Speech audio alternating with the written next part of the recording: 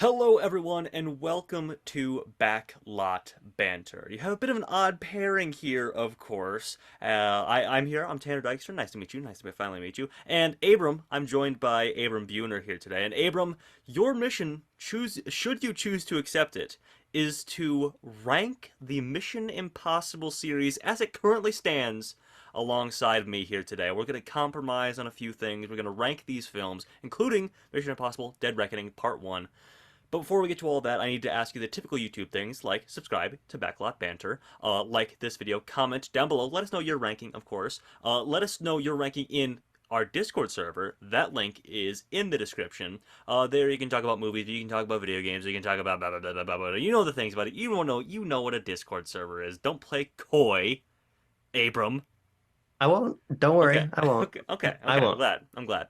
But Abram, as I said, we're here today with somewhat of a gargantuan task. Maybe not Yes. gargantuan. Colossal? Is that less Important, I would say. important? Important. Okay, an Yeah. important task to rank the Mission Impossible series.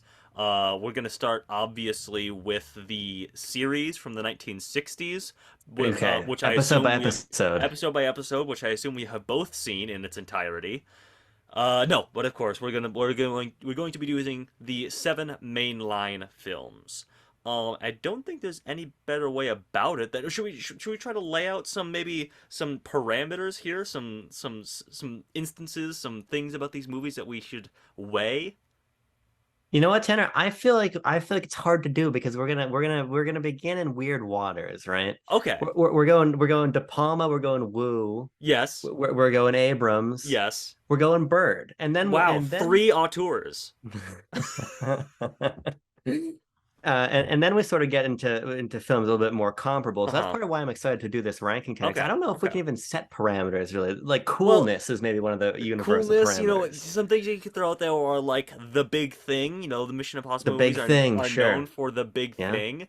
I don't know what else. Friendship. They're kind of about friendship in a lot of ways. Sensuality. Sensuality as well, I think. But yeah, maybe you're right. Maybe we should we'll go in free and easy, Free and and easy. Like Ethan fancy Hunt. free. Yeah, footloose and fancy free. Let's go into these things. Sure. And starting, of course, as you mentioned, with 1996's Mission Impossible, directed by the one, the only Brian De Palma. Now, this is one that I had seen a number of years ago. Before, Yeah. this is important context, by the way. We, the two of us, and inclusion with Tucker Hazel, who viewers of this channel might be familiar with, and a couple of our IRL friends who are not burdened by being on YouTube, watched 1 through 6, Mission Impossible through Mission Impossible Fallout, in person together over the course of a number of days. So, important context. But, Yes. this film, I watched a number of years ago for the first time. Didn't quite enjoy it that first time. But on this runaround, I loved Mission Impossible 1996. What were your feelings on it, Abram? Yeah, we sort of, and it's possible that just sort of our physical presence to each other, maybe the hand holding and kissing we were doing, sort of Mm-hmm. raised both Mm-hmm. of our feelings on the film. Mm-hmm. Because the first time I saw it, I wasn't that crazy about it either. Um, but I think there's something very special about Mission Impossible One. But it kind of, I think, speaks to what I was saying before of really being most familiar and most invested in those McQuarrie era films. Yes. There's sort of a set of expectations that you might visit Mission Impossible one with that it just simply doesn't meet by merit of having a totally different artistic vision. But I think if either going into that first watch with that right context or going to the rewatch to meet the film on its own terms, it is very, very successful, I think, through its style, through those and I feel fancy saying split diopter shots There you that go. Mr. Yes. De Palma really enjoys. It's it's both simpler on like a practical filmmaking level compared to throwing people out of trains and off of planes and automobiles and things of that nature. Yes. But it's perhaps a little bit more complex in what it's trying to do with its plot and characters. So I think it's a very, very good film. I don't think I hold it quite in the esteem that you do, but I think it is very good. Yeah. So I think you raise a lot of good points. And as I said just earlier while we were discussing this film and our rankings of these films in our Discord server, link in the description, um, I said that I appreciate because this is a seed. This is the seed of the Yeah. whole series, and it goes for something much simpler. Because prior to this, This wasn't a big stunt riddled, headlined by crazed Scientologist Death Wish man Tom Cruise. This was like people had heard of the Mission Impossible series from like 30 years prior, um, and what Brian De Palma delivered was this very paranoid, very excellently directed sort of throwback to that Cold War era of espionage, but Yeah. through the lens of like dirty, grimy, sort of yeah, like grimy '90s filmmaking that De Palma was known for, and I dig it.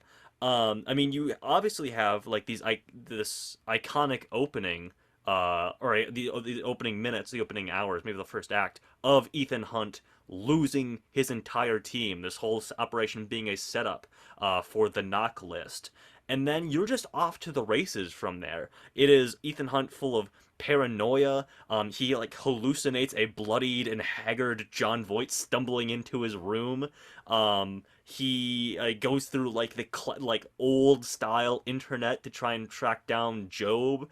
He has very strange like sexual chemistry with Vanessa Redgrave, and then we're into the goddamn Langley heist, which all these years later is still one of the most iconic scenes out of Mission Impossible. Dare I say the most iconic scene out of the Mission Impossible series.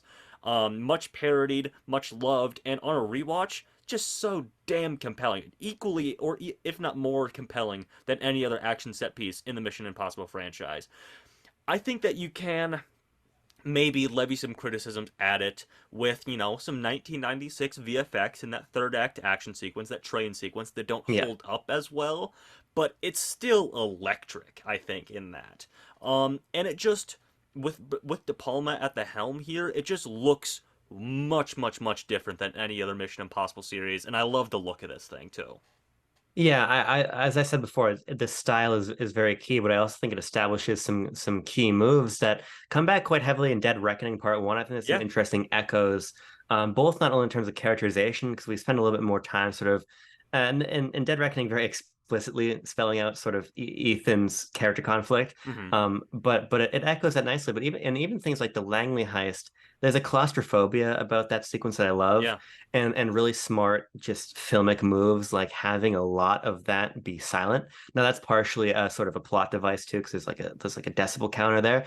But even that is echoed in the jump in Dead Reckoning, wherein all the audio cuts. And Mm-hmm. and and it's clear that I think that there's sort of cycles that Mission Impossible One is sort of, cyclically revisited by the later entries. I think where I knock it the clearest is I just don't think that it does enough with the supporting cast for me, Okay. Yeah. particularly Luther and Jean Reno's character, who I can't remember the name of, Hang on, frankly. I'll pull it up here a second. Franz Krieger. Krieger, right. Uh-huh. I, they are characterized in broad strokes, I think are effective, but and this is partially sort of a victim of comparison situation, but I really like the dynamic we sort of fall into with Benji and Luther, Mm-hmm. and then Ilsa or whomever that other person in that sort of pod is alongside Ethan later on. And I just don't think that this quite nails that for me. It's a different set of objectives, but when I'm looking at Mission Impossible as a canon, those relationships I think are quite critical to Yeah. selling this idea that Ethan cares foremost about his friends. Um, and I just don't know if this film necessarily nails that part for me. Sure. Yeah, and I totally understand that, but I think that singularity of Ethan Hunt as a character in this film, and maybe not reliance on a supporting cast, serves to make it so paranoid, so Yes, sure. bug-eyed, and I think back to the one of my favorite scenes out of the whole series, which is that first conversation in the fancy restaurant with Kittredge, and we're Yes. doing low angles. We are up on our actors' faces with this stuff, and Kittredge delivers that he's got that whispery intensity that I love in that sequence where he says, "If you want to shake hands with the devil, so be it, but I'm gonna make sure you do it in hell." And he delivers that line of like as you said, you're the only one left. And I think that is the real key to Sure. like why we don't rely so much on the supporting cast here. Is that Ethan Hunt is alone. We are introduced to this world of masks and disguises and lies and deceit. And who can Ethan really trust? Ultimately, the only person he can really end up trusting is Luther. This Yeah. person he seeks out from, who has also been disavowed by the IMF, and he sticks by him for the rest of the series. So I love Mission Impossible, but as we go through this ranking, we'll have to we'll sort of compare and contrast. Right. Speaking of contrasting, I think we'll have some contrasting opinions on Mission Impossible 2, John Woo's Mission Impossible 2. Yes. Mission Impossible 2 is a John Woo film through and through. And I feel like this is a challenging one to talk about in sort of conversation with other movies because it really talk about having a different set of objectives. Yeah, yeah. Because ultimately this is just a Hong Kong action film. For in part, it's sort of a Hong Kong action film that buttresses sort of like kind of low hum like James Bond fare. And Yeah. and I think that's a problem with Mission Impossible too. To me, the first probably half an hour and the final 40 minutes of Mission Impossible 2 are phenomenal. And they're Mm-hmm. some of the most fun I have with the entire series, but there's no doubt that we sag in the middle Mm-hmm. quite significantly. And so that's why for me, I got no problem putting this below Mission Impossible. And that's not Okay. that's not that's not a very controversial take. Yeah. And I'm sort of maybe banking on a goodwill to maybe get Mission Impossible 2 above. I think that there's one film in particular I think I can sneak it above. Okay. Um, but I find sort of the and I said coolness as a joke Yeah, yeah, yeah. at the beginning of the video, but I think coolness really is maybe the main currency John Woo is dealing in when he's sort of firing in all cylinders. Mm-hmm. Like when we end up in the what's it called, the Bellerophon factory Yeah, or when lab. we're dropping through the vents and we're doing a giant shootout, and Ethan Hunt is getting his hands on some vials through a glass case with a super virus that kills people within 12 hours or whatever.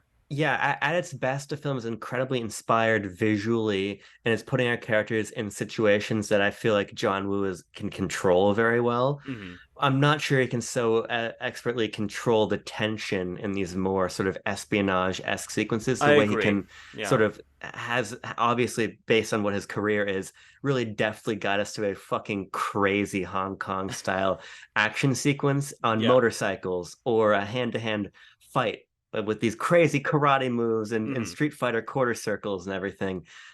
But when we're not doing that, this is not a strong film. No, John Woo is unfortunately not able to tease out the paranoia nor the interpersonal friendships and relationships that we No. both agree are, sort of strengths of the first film in terms of paranoia and the rest of the series following this one. So this one really is like the odd duck out of the Yeah. series in many ways. I mean, yeah, Ethan Hunt's characterization has completely flipped, and his relationship with the rest of the team is a little bit, on the rocks, a little bit hard to parse out.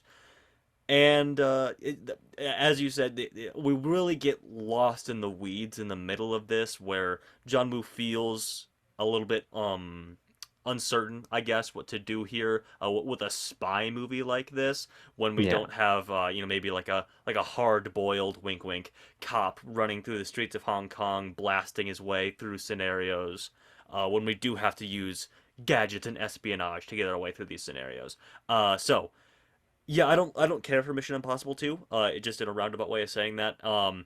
I think it's also important maybe to talk about the antagonists of these films. So obviously, in the first one, Yes. it was John Voight, ultimately. And this one, we have, obviously, everyone remembers Dougray Scott as Sean Ambrose. Just a non-factor. He's set up to be like the anti-Ethan Hunt, like this evil Ethan Hunt, but you never get a sense of his that he's an imposing figure, that he's a real like physical threat to Ethan, or like a psychological or intellectual threat to him. And the chess piece that this movie settles on is Tandy Newton's character as like, oh, she's sleeping with Dougray Scott, but Tom Cruise doesn't like her sleeping with Dougray Scott because he loves her. And who do her allegiances really lie with? And it's just not very compelling. Sorry, John, don't know what to tell you. Yeah, the problem Mission Impossible 2, and I think it does extend a little bit into 3 also, is it sort of asks you to care about relationships that feel like they exist largely in exposition. Hmm. You're really asked to care about this tension between Dougray Scott and Tom Cruise based on this sort of understanding that Ethan has from the past. Yeah. And that Anthony Hopkins in one of his maybe two scenes Yeah. that he's in Yeah. delivers to Tom Cruise as sort of a reminder that you should be afraid of Ambrose, or even the relationship between Trinity Newton and Tom Cruise. I find to be quite strained in Mm-hmm. that they share a scene that I'll defend to the grave, which is the car chase into the Oh God, the car chase. cut Yeah. Yeah. Yeah. Yeah. like donuts we do to the edge of a cliff. But beyond that, beyond the sort of the raw kinetic sexual power of John Woo's filmmaking, there's really not much to go on in terms of the emotional depth of that relationship, which frankly is supposed to carry us further than it does. Mm-hmm. So it's shaky. I hold Mission Impossible 2 in kind of a special spot in my heart, but I Yep. also um tune out for a good chunk of that second act. Sure. So that doesn't speak particularly highly to the sort of the cohesive quality of the film. Speaking of cohesion and speaking of cut to cut to cut kind of stuff, I think an important thing to bring out here is the editing of Mission Impossible 2.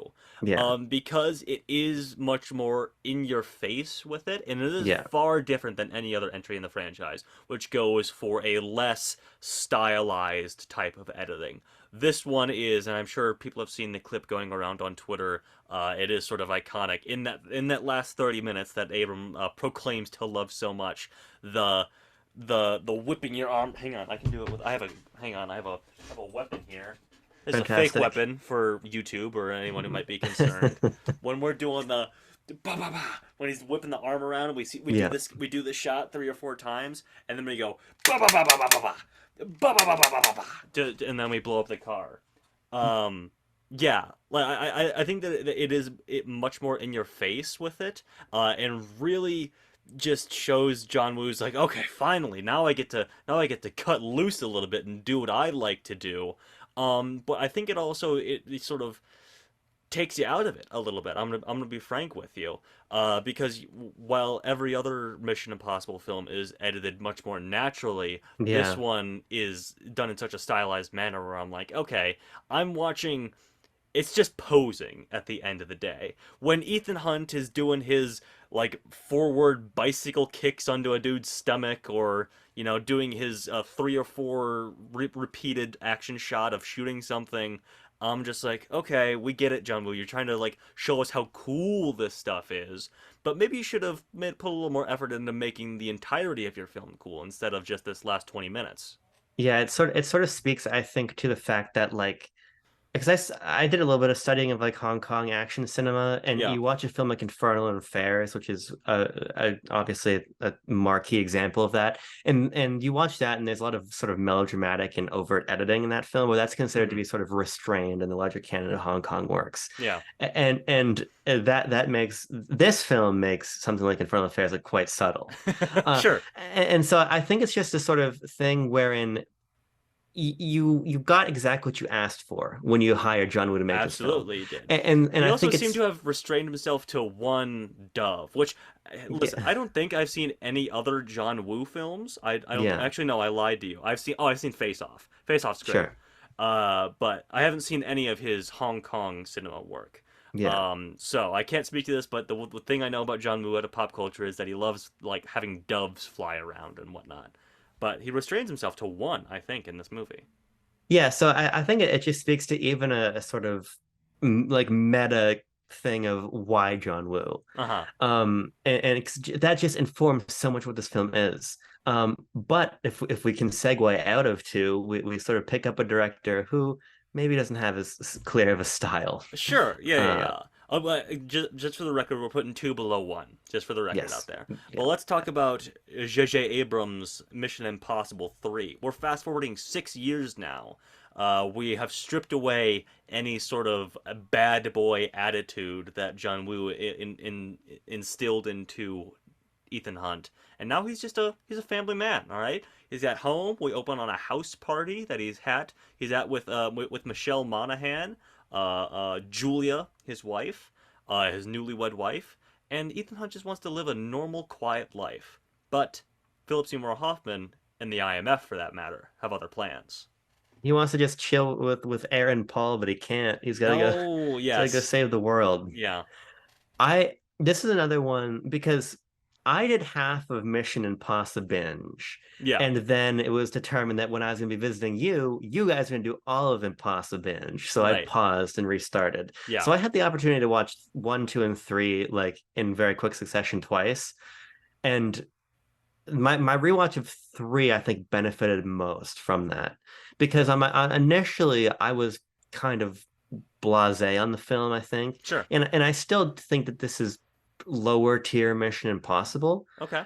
in that this film to me is just kind of steeped in its era. This is the year of Casino Royale, and Yeah, this is the time of Bourne, and this is obviously J.J. Abrams' first theatrical film, right. coming off of Alias, right? I believe Yeah, at the Alias and time, Lost. Yeah. and Lost. So I don't think it has an incredibly strong identity. I don't think it does have its moments, but I don't think it has sort of the show-stopping piece maybe wants to have in Yeah, that yeah. swing in where are we? Shanghai?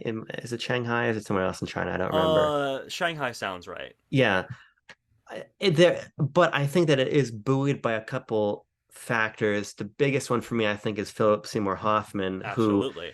who just puts 200% into frankly thin material Yeah. and sort of create the sense of imposition that I don't honestly know if any of the villains of the Uh, series capture for me in the same way. Yeah, and here's what's crazy about him. Okay, yeah, because you bring up the thin material, and in that moment, I was like, yeah, he's right. Because ultimately, what you have is the classic character Owen Davian, Right. whose character name we all remember, and definitely Right. don't just refer to him as Philip Seymour Hoffman. Um, is just like an arms dealer who's after this mysterious MacGuffin of the rabbit's foot. I just think like I compare and contrast him with Solomon Lane from Mission Sure. Impossible's 5 and 6. And I'm just like, if you give an actor of the caliber of Philip Seymour Hoffman that sort of um that sort of justification, that sort of characterization, that's a perfect villain. That's Yeah. perfect. Yeah. I mean, Philip Seymour Hoffman is still stellar in this film and really outshines anyone, even the man himself, Tom Cruise. But he really just relies on this thing of like Ethan Hunt wronged him, so he's like, I'm Yeah. gonna fuck your life up, like so far beyond comprehension. Like I'm just gonna destroy everything you love and will not stop at anything until I kill you and your wife and your entire team. And he has such an ambiance in the way he speaks and the way he presents himself. You have the you threw me out of a plane. And you like when Ethan Hunt brings him out of that hatch in the plane, and you see him sort of he's frazzled, obviously, because he was just dangling 30,000 feet in the air. But you also see this, like, intensity behind his eyes. Is like, oh, I've made you, like, persona non grata number one in my mind. And you're, Right. you're, you're done, you're done for, essentially. Um, and that's really my lasting memory of Mission Impossible 3 is how great Right. Philip Seymour Hoffman is. I defy anyone who hasn't watched it like in the last 20 minutes to tell me what the plot of Mission Impossible 3 is, Right. and I think that's an issue.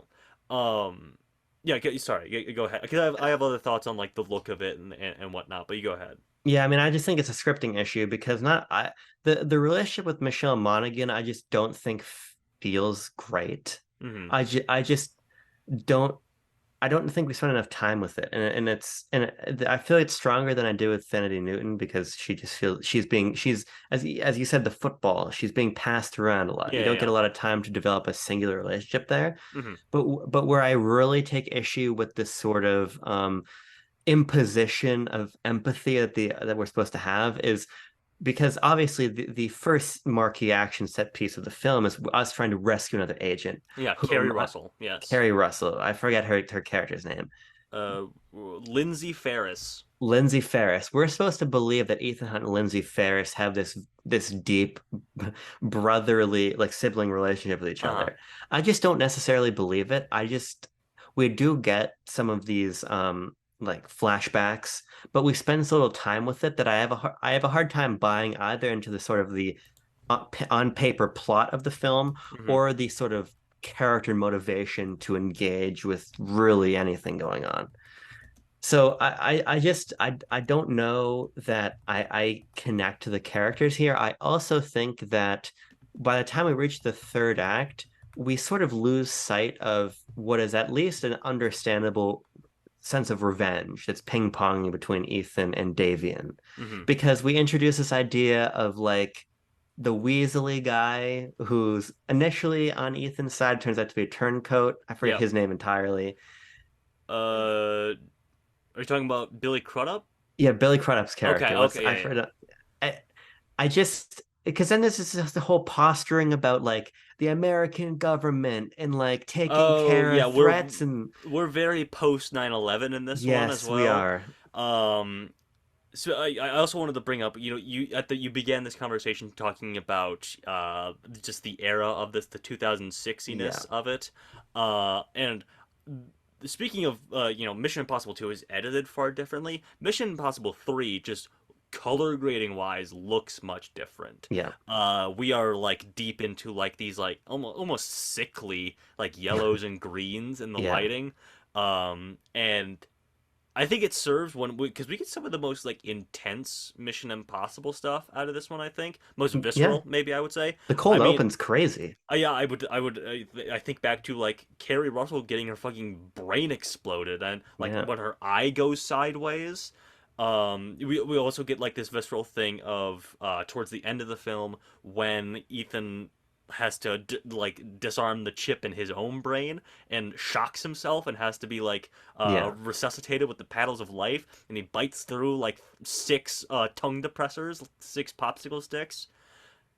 But also, speaking of, tying this back into Davian's character, Philip Seymour Hoffman's character, he's dispatched in what people have called a Looney Tunes-esque manner, where they like roll out of a window, and then Tom Cruise just kind of like pushes him up, and he gets. Yeah. We have a POV of a truck just slamming into him. And let me tell you, that's hilarious. I And we get the love that shoe. stuff. The shoe? Hang on, tell me about the shoe. Remember after the truck hits Davy and there's a Oh, cutaway the to his shoe. shoe, Yeah, yeah, yeah. I remember the shoe. which is very Looney Tunes, which is Yes, very Crash Bandicoot death animation. that's a good point. Um, I don't know. Yeah, I disparage J.J. Abrams, but it's not like this film is poorly directed. I think No. it's a little lost in the weeds plot wise. And because I have the letterbox page pulled up here, which is why I'm so easily able to have these character names Johnny on the spot for you. We didn't bring up, someone on equal footing with Philip Seymour Hoffman in terms of line chewing and scenery chewing. Lawrence Fishburne is just knocking every single one of these lines out of the park. I had to pull up some quotes from You got the him. flag quote? I do have the flag quote. This is from Lawrence Fishburne's character. You can look at me with those judgmental eyes all you want, but I bullshit you not. I will bleed on the American flag to make sure those stripes stay red. And I didn't do that justice, but because I didn't even want to try to do a Fishburne impersonation because I can't even reach those levels that whatever he's doing here. But yeah, I think Mission Impossible 3 is quite solid. Yeah. I think it's good. I think the only things that, I'll reiterate you can level at it are maybe, not as strong of a directorial style as we've gotten in previous installments. I think the plot gets a little lost, and I think we're also lacking a strong centerpiece, a strong pillar, action pillar in this. I saw recently a post on Twitter of like, what's your favorite Mission Impossible stunt slash set piece or whatever, and they had one from every movie, even multiple ones from the same movie, and nothing from Mission Impossible 3, and that's gonna hurt it. If you don't have a Yeah. memorable big thing like many of the other films have, you're gonna fall down the ranking. Now I would still say 3 is above 2, but I don't know if you would agree with that. Yeah, I would agree. Okay, okay. Because the fulcrum swing is not very impressive of stunt, I don't Mm-mm. think, in terms of the spectacle, partially because it's like I like seeing him like figure it out, doing the math of it all. yeah, that is cool. But it's shot at night. It's a little bit again because we don't care about the rabbit's foot. It's a little bit detached from Oh, reality, I feel. this movie's coming back to me as we talk about it as well. Remember when they're shooting like baseballs across the thing as well? Yeah, it's very strange. Tonally, we're doing a lot tonally. Yeah. We're trying to do a lot, but the to me, what does stand out the sequence that I think is really great and does sort of exemplify how I think that we are often operating just a very solidly good level Hmm. is the plot to kidnap Davian. Beginning with Bend It Like Beckham and Tom Cruise arguing when their Bend it like Beckham. when their van breaks down, Yeah. getting inside the gala, and seeing the mask, actually seeing them making Philip Seymour Hoffman's Yes. Yes. face, and getting him in the bathroom. It's not exceptional, but I think it is very, very good. Yeah. Okay. And that's kind of how I feel about three on the whole, but the it operates at a much more even keel than two does. So I think one, three, two Okay. is a safe place to be. I think so far we are doing quite well. But now we'll be moving into Mission Impossible Ghost Protocol, our first subtitle, official subtitle of the run so far. And Abram, based on a previous statement, I think you're about to tell me this movie is worse than Mission Impossible 2. This is my hot take, Tanner. I think the Ghost Protocol is the weakest in the series. Okay. I think that Mission Impossible 2 is, or Mission Impossible 4. Ghost Protocol Yeah. 4 is simply over encumbered Okay. because we're doing a lot here. Not Yes. only on a plot level, which I think is unnecessarily convoluted, as we were even sort of trying to parse while we are watching the film, Yes. but I think it's also a victim of just the sort of meta narrative around the film of Jeremy Renner sort of being. You can't say groomed anymore, being prepped to take over this Yes. franchise. Yes.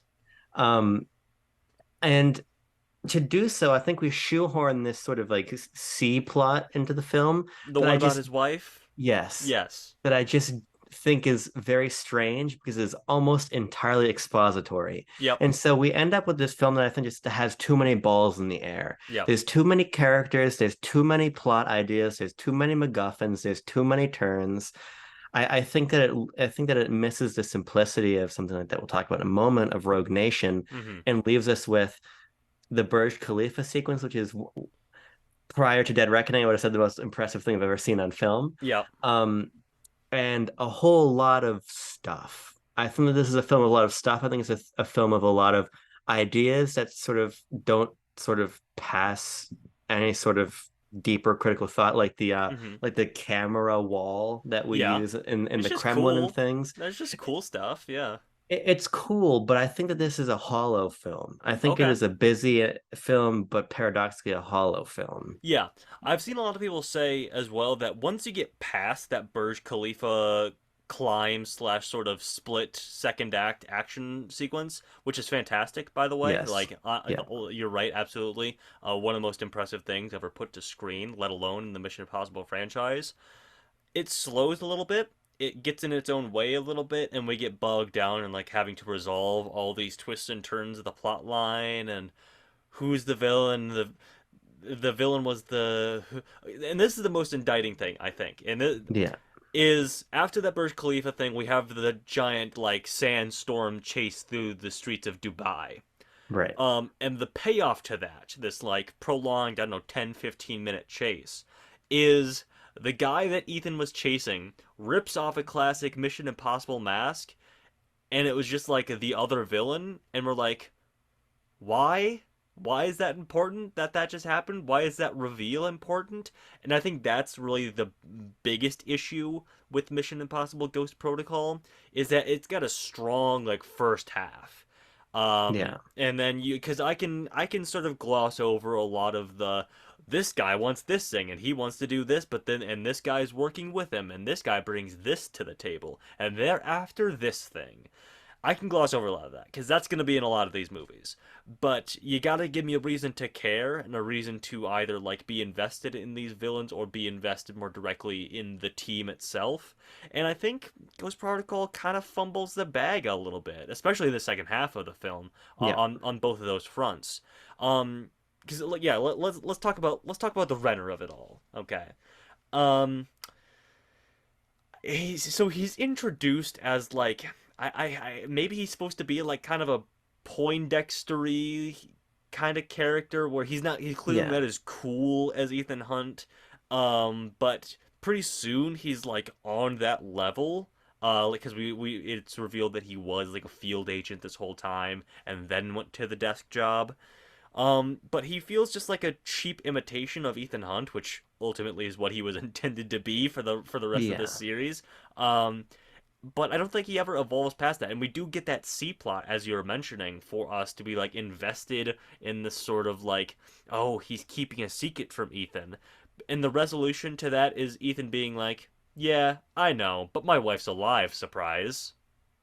And we don't even see it through flashback. And I think this is Yeah. part of why this film feels so encumbered. It is basically all sort of Jeremy Renner confessing to various characters what happened Hmm. or what he thinks happened. And then Ethan challenging this idea to end Yeah. the film.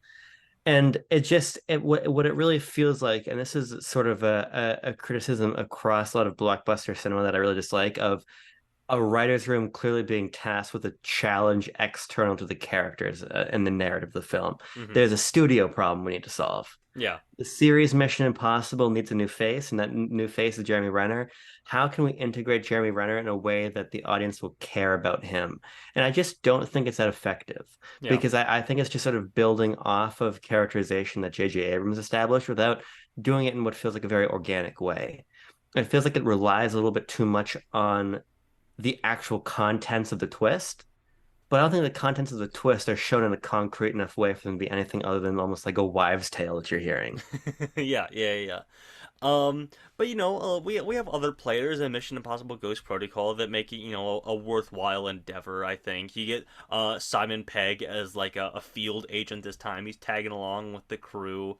You also get Leah Seydoux, who maybe deserves some praise of her own just for being in this film. Being in any film, Leah Seydoux deserves some praise. Paula Patton is a Yeah, good like sort of pseudo as close as Tom Cruise can get to a romantic interest in these series in these films, that sort of thing. But she's also like she has that great fight with Leah Seydoux in that sort of that Burj Khalifa sequence.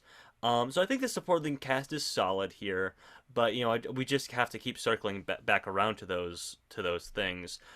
It's also interesting to point out, three was J.J. Abrams' first foray into feature filmmaking. This was Brad Bird's first live action film.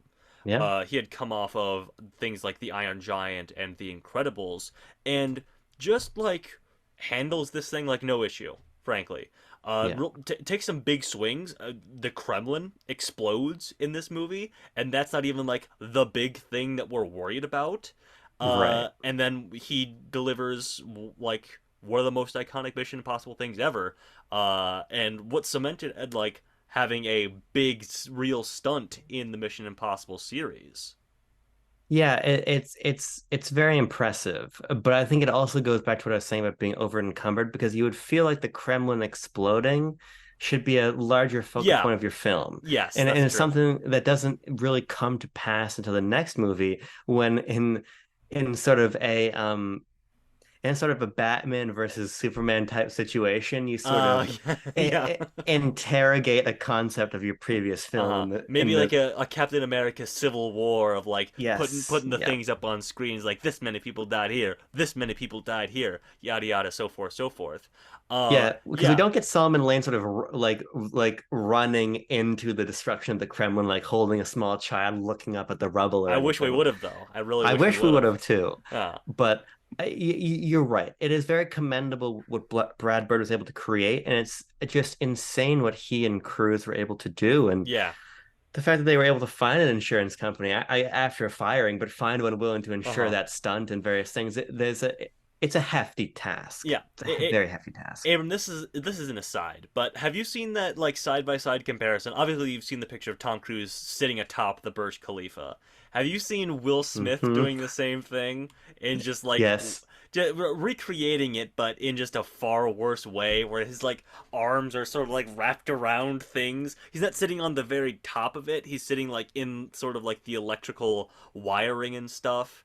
He also has clearly like a harness on and everything. He's like, listen, if you come for the king, you best not miss. And you missed, Will Smith. Because also what's crazy about that is Tom Cruise is wearing like a t-shirt and jeans and he's barefoot. He is barefoot. And then you have Will Smith like he might as well be wearing fucking water wings up there or something. Yes, It's it might as well be. He's got like swimming goggles on too. Yeah. But yeah, and you're right. I do like that we have synesthetics favorite Leia Seydoux in this Hmm. film. If only for a portion of it, I do like just her getting unceremoniously kicked out of the Burj Khalifa. She does get fucking punted 300 kicked out of that thing. Yeah, there's a lot of great comedy here, and even Hmm. at the beginning, as they're breaking out of the prison, Yes, and yeah, the opening sequence in the prison, and Ethan sort of like wordlessly arguing with Benji through the security cameras. there's a major omission for 98% of the film, though, and that's Luther. Yeah, yep. I think that this cast of characters doesn't leave as strong of an impression on me. Hmm. Maybe in some way similar to Mission Impossible 1 because they're largely interchangeable. They largely don't end Okay. up meaning much. Yeah, I mean, obviously Jeremy Renner comes back in Rogue Nation, he does. Yes. but he then disappears wherever he went. He Yeah. he went, but Yeah, well, he went to go be in the Avengers more is where he went. I, Yeah, I mean, what else was I gonna bring up? I was really just gonna sort of sort of have fun explaining and exploring the Burj Khalifa climb because just what an yeah, incredible thing of like you got the sticky gloves and blue is glue and red means dead and you're climbing up and the one when they first start to fail and he's just kind of like he's looking at it like this can't be real. You can't be fucking serious with this shit. And then he has to do it like, with one hand, and then he has to come back down, and he does the final jump, and he gets fucking smoked by the top half of the window, and they have to like grab him, and it's like a three-person chain hanging out the window trying to pull Ethan back up. Incredible sequence, just hands down. I don't know. I don't want to say can't be topped because I frankly don't know which one of these sequences is my favorite out of all these yeah. films, but hard to top, let's say. Yeah, it's the coming back down that sells the sequence for me because the Hmm. climb is incredible, but they understand on an audience level that we kind of feel like we've done the thing, right? Yeah, yeah. You get up to the server room, okay, we did it. The We're set very piece is Angela done. Bassett in that way. We are very Angela Bassett, and the thing has been done. We'll get there in Fallout. We'll get there in Fallout. We will. Uh huh. But then to say no, Ethan Hunt has to get back down Yeah. and then make an entirely even more death-defying Hmm. conclusion to the moment is incredible. It's a very inspired filmmaking choice. I just think that the film is so heavily centered around that. Yes. Just Yes. nothing else leaves much for me. This is a good point actually. It's like the opposite of Mission Impossible 2. I mean, these are really the films Yeah. that we're gonna have to be comparing here. Yeah. Whereas this one is very center heavy, and the Mission Impossible 2 is sort of centerless. It is sort of saggy in that way. But even like immediately after you get the climb, you get this like really cool intercutting thing. Obviously as it often happens in a Mission Impossible movie, the mask making machine fails, and Yes. they It's we very get the faulty. we get the very first instance of we just have to hope they never met these two people, or four people for that matter. Yeah, love that stuff. Well, I think we have to make the decision, Tanner. Okay, now Abram, I know I will. This is a big allow. This is a big allow, I think, because for me, the gap in quality between 4 and 2 is much greater in the gap in quality than I'm gonna ask for later. But Okay. because you feel so strongly about this, I'm gonna ask for a compromise. You're not gonna know what you're agreeing to yet, but I'm gonna ask for a compromise and say that we can put 4 below 2. If you I think I know the compromise, and I'm willing to make the compromise down the road. Okay, okay. There's a bigger gap in quality, and let it be known, I'm not happy about this. I would put 4 above 2 any day of the week, but it must be done to move forward into Rogue Nation, Yes. which, Abram, I know is your favorite, Yes. and I'm not going to make any ifs, ands, or buts, any sort of persuasions about it. After a lot of thinking, after a lot of praying, I've consulted with many higher powers on the matter. Yeah. I think it's my favorite too.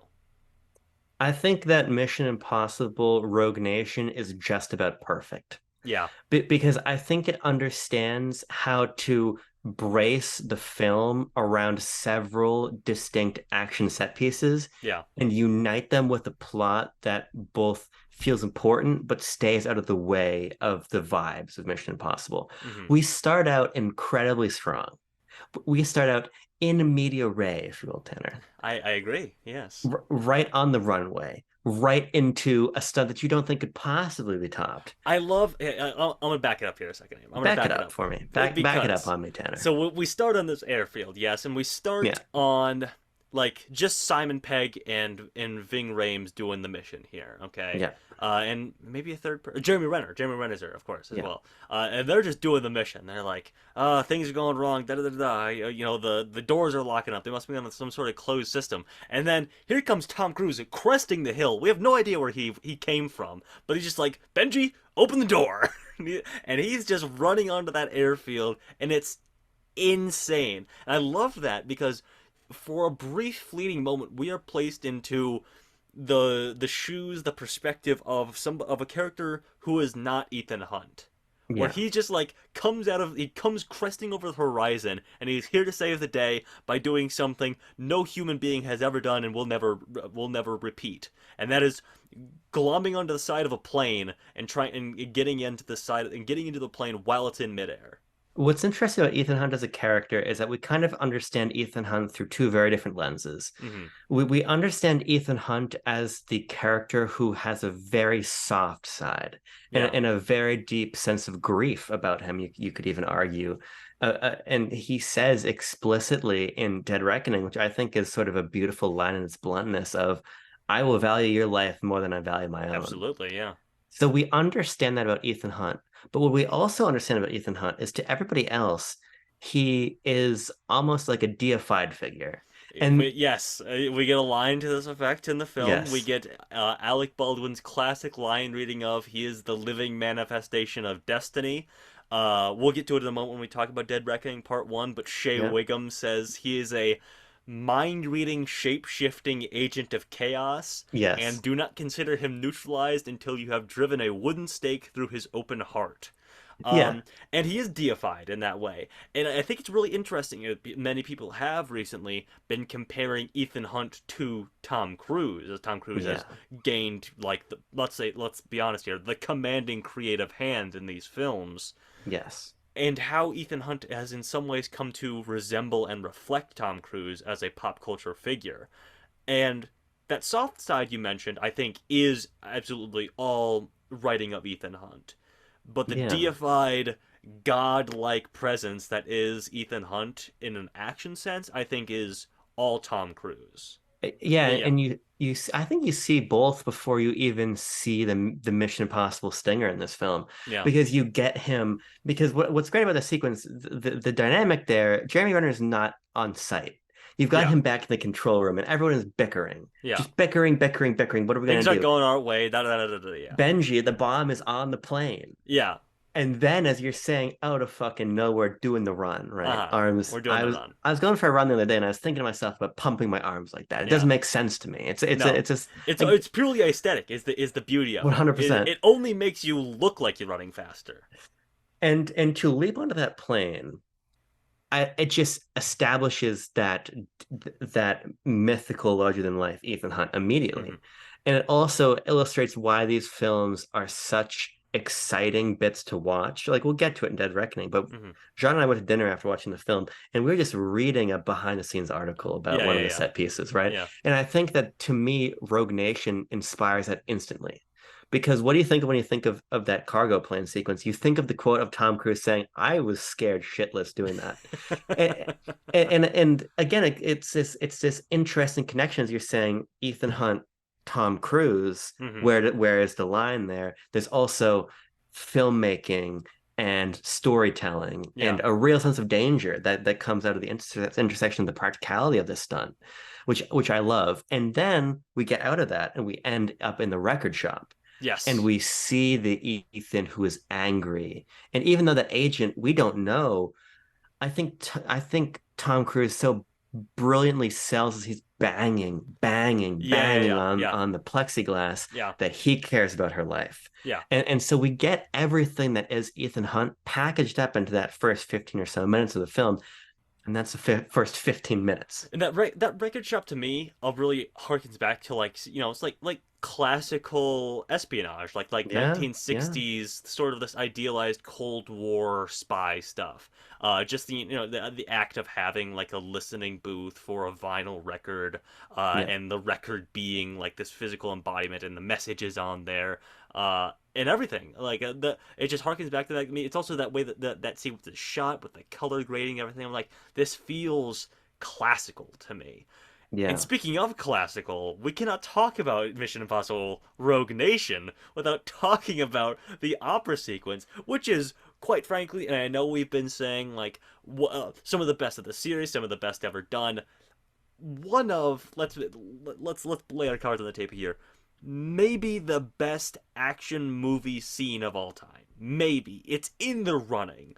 It's in the Just running be, for sure. just the editing, the entirety of Mission Impossible Rogue Nation looks beautiful, but McQuarrie and us find out the cinematographer's name. I'm gonna figure it out here just quick. Uh, Little Ro- figuring. Robert Elswit is the cinematographer on this thing. Just flexing all over every other action film of that year. 2015 also Mad Max Fury Road came out that year. So great time to be alive for action film lovers.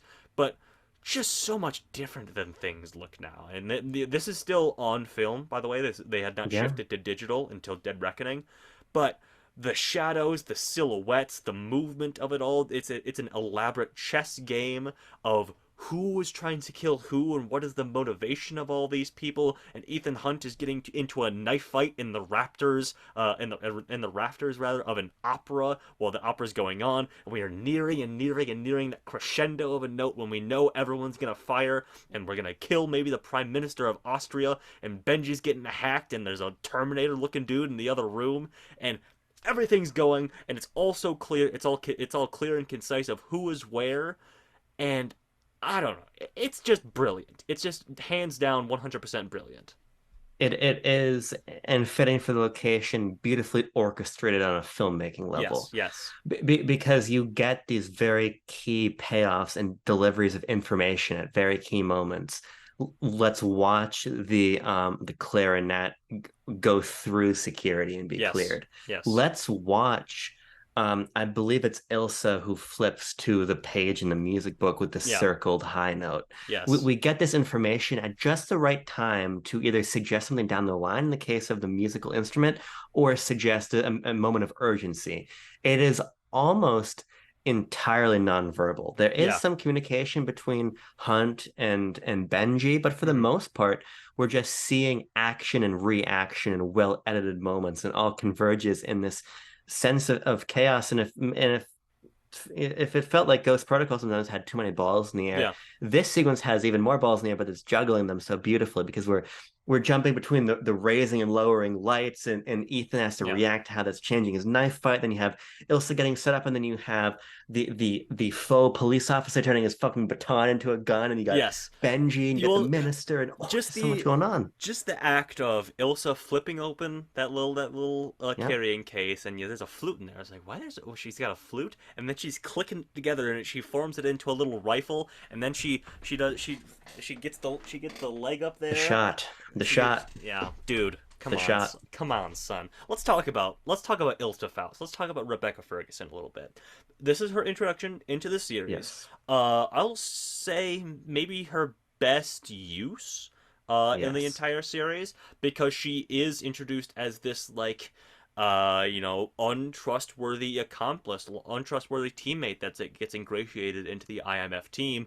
It's unsure who she's working for, where her allegiances lie. She allies herself and then subsequently betrays the IMF team a number of times, and is just fantastic because we have essentially solved this issue of Ethan Hunt, being the world-renowned super spy Ethan Hunt, and not can't have a relationship with a civilian woman like Michelle Monaghan. And now he has someone who is essentially his equal, world-renowned, world-class assassin Ilsa Faust, who it's complicated. Yeah. There clearly is a romantic tension there, but both of these people have lost people in their past. They know the dangers of getting close to someone in this world, so we cannot. It's not as simple as 1 plus 2 equals 3 in that situation. We have to do this elaborate dance, and an elaborate dance they do. Yeah, and we spend a lot of time with her, which I think is really important and Yes. something I don't think do enough of in the next two films. We really ingratiate Ilsa as an important character, and we give her a distinct set of motivation in her relationship with MI6, Hmm. which I really like. And it speaks to again how the plot here is not especially complicated. There's a syndicate, or so we think. Maybe there is, maybe there isn't. We Hmm. need to determine if the syndicate is real. And then even when we determine yes, the syndicate is real, we need to figure out where this money is going. We never Hmm. overcomplicated it. I don't think. For as many moving pieces as there are, it's very clear what Ethan has to do. It's very clear why Ilsa is there. Everything is obvious and funneling towards the conclusion in London. Hmm. And on our journey there, and you're remarking before about sort of that pull of people saying their favorite set piece and how some film have multiple. Hmm. I think that there are four of the very best Yes. action set pieces of So any let cinema in here. we get the plane, we get Plan, the opera sequence, the opera we sequence, get the dive, the the infamous dive. dive, in which Ethan Hunt canonically dies for the second time and Yeah. is resuscitated, and then we go from that immediately into the motorcycle chase, which is fucking incredible, and has Tom Cruise riding around in a sweet like snakeskin red shirt, no helmet, no knee pads, no nothing, going I don't know, 600,000 miles an hour on a highway. Who's to say how fast they're going? It seems super fast. And then, yeah, and here's what I'll say. The one thing that holds me back on Rogue Nation, because I was jockeying with Rogue Nation, Fallout, and the first Mission Impossible being my favorite for a long time, Yeah. is the last act, the third act Sure. of this thing. Which apart from the fantastic like bait and switch of Ethan Hunt taking off the mask and being like, "I'm the living manifestation of destiny, bitch," says that line for line. Yeah. Uh, the last thing is like just a chase through Paris. Great thing with like Benji having the bomb strapped to him. Love that. It's just like a foot chase through Paris, ending up with Solomon Lane in the big glass box. And for me, especially when I'm comparing this to Fallout, I'm like, Yeah. come on, it's kind of apples and oranges in terms of scale and like bombast here, but still love it, and serves this whole thing that underlines Rogue Nation's strength, which is relatively simple plot wise. Yeah, I agree. And even though the sequence at the end is not as flashy, I think we have not only gotten more than our fair share of flash and spectacle, Yeah, there is also a cleverness to it that I really do appreciate. And again, we're talking about in Mission Impossible 3 of this, it's sometimes a little bit strange tonally. I think that Rogue Nation finds a great balance yeah. of its more sort of campy elements like trapping Solomon Lane in a box. Trapping Salmon Lane in the box. I love when we're transitioning from the dive to the motorcycle Yep. chase, and Tom Cruise is like falling and tripping over himself because he was dead 30 seconds ago and is now like, I have to go do a fucking motorcycle chase. And Benji's like, "Hey man, are you good?" And instead of like actually answering, Tom Cruise just does this thing where he's like wild-eyed and bewildered, as if like he's seeing a person for the first time, which he kind of is after dying. He goes, "What?" And he gets in the Yeah. car and he drives away. It's really well executed, and it speaks to how that there's so many good moments nested within every action set piece. Hmm. Like even that chase before you even get into the motorcycles, we fucking fling that Volkswagen backward. He goes, Yeah, Benji, put your seatbelt on, yeah. and then he just nails it in reverse down a set of stairs. It's Oh brilliant, god, and it speaks to that tonal blend yeah. because then at the end we go from that incredibly tense bomb set Hmm. piece. And we know that every Mission Impossible countdown timer is going to end on a millisecond. Absolutely. But there's something comfy and fun about the trope, and there's something really brilliant about how we play with sound here. Yeah. And after the bomb is defused and we see on Benji's face, like, I'm gonna fucking blow up right here. Yes. We just we just go silent. Yep. We go silent at very key points in Mission Impossible, and I I think this is agree. a brilliant use of it. And then I just love the camp and the cool factor of Solomon Lane jumping down into the box, Uh-huh. shoots Ethan, hits the plexiglass, Yeah. and then everybody just stands there. It just And looks at him. and he's just firing The and the same spot. smoke Yeah. Yeah. bills. Yeah, I yeah, think yeah. it's and then I love that Ethan just fucking pushes the box He over. just knocks it over. It's awesome. Yeah, I love that. Yeah, yeah, yeah.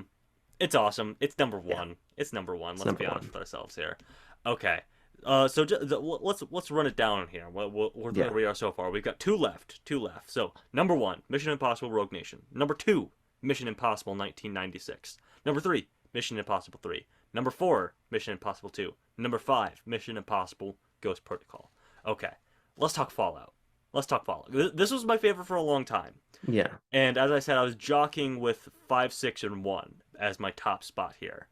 Um, and we're just in like the McQuarrie Cruise time of our lives here. Okay, we're Yeah, we're McQuarrie Cruise happy hour with 5 and 6. I think.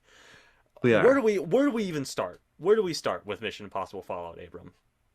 I think what's so interesting about Fallout is it feels like a heavier film Okay. than we get with Rogue Nation. And I think it begins in the opening of the film, which definitely echoes Mission Impossible 1. Obviously, in the sort of artificiality of the area with the nuclear scientists, but even Mm-hmm. before that, there's this sense of unease in this the what it's plutonium's the MacGuffin or like the contain like the Yes. balls that Yes. contain the plutonium. Yes. There are these heavier senses that there's something a little bit more serious, and as Fallout and Dead Reckoning Part One attempt to sort of reconcile with the past, Mm-hmm. and I think as we're sort of reflecting on things and seeing this deal go down and the team is together, there's a sense that something's going to go wrong here.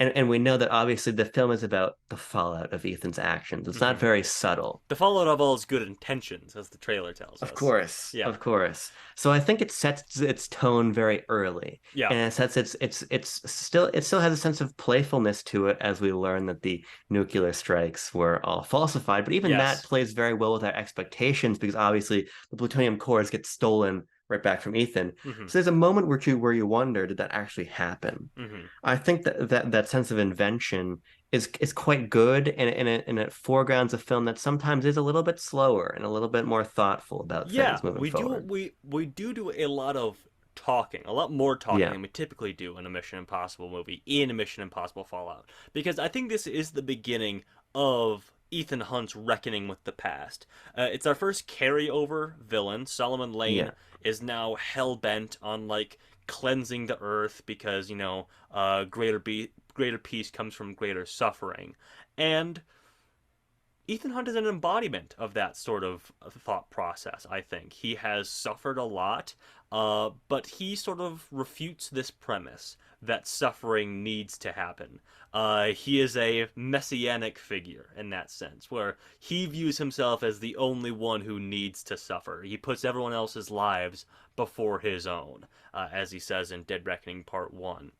And this is, very well symbolized by in the third act, the return of Michelle Monaghan, yeah. a sequel. Technically, in the very opening of this film, as he's like in a dream sequence getting married to her, And you see uh, his skin blow you off and his see his skeleton skeleton explode. in a very T2 fashion. Yeah, But yeah, but we are very concerned with maybe not Ethan's mortality, but this trade-off that he's doing where he's like, I literally put the entire population of the world before myself. The weight of the world is on Ethan Hunt's shoulders. And it's especially evident when we are faced down with nuclear holocaust in this film. And yeah, I think that weight is definitely present across the entire film. And the film does some interesting things with it, like in that fantastic fake out, knock the walls down, you got bitch sequence. Again, the Ethan Hunt loves saying you got bitch and stuff like that. I don't like know he's what the, like he's from like Smosh. he's from Smosh or something like that.